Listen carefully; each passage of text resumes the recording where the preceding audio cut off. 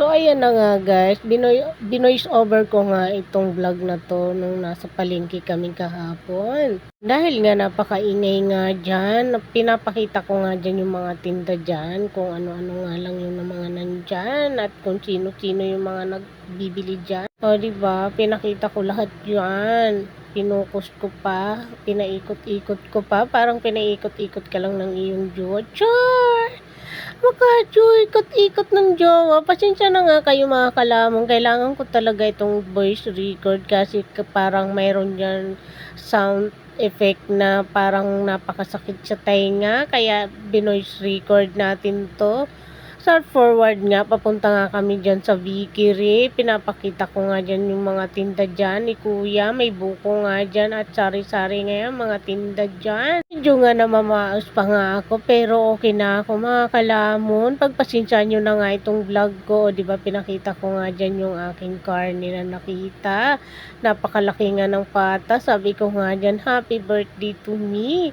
Dahil birthday ko nga niyang kahapon, pero wala tayong handa dahil wala tayong panghanda, wala nga tayong kapera-pera, panghanda pa kaya, char.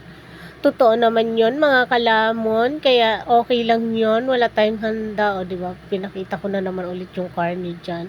Ang sarap sana yan, kaso wala kaming pambili.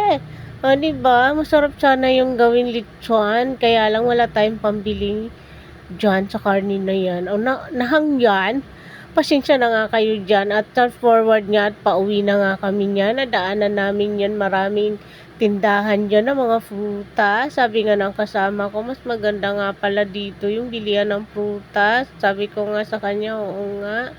Tapos nadaanan naman namin dyan yung bilihan ng mga kalamansi at iba't ibang klaseng gulay. Sabi nga ng kasama ko, oh may kalamansi na naman dito. Sabi ko, oh kahit saan yan dito, marami nagtitinda. Tinanong niya pa nga kung magkano, parehas lang dun sa binili namin. Pinagsama na nga kasi yung isang balot kasi niyan, 10 piso. So 20 pesos yung binili namin. Kaya bali 2 balot yon. O diba, tamang abang nga kami dyan ng jeep.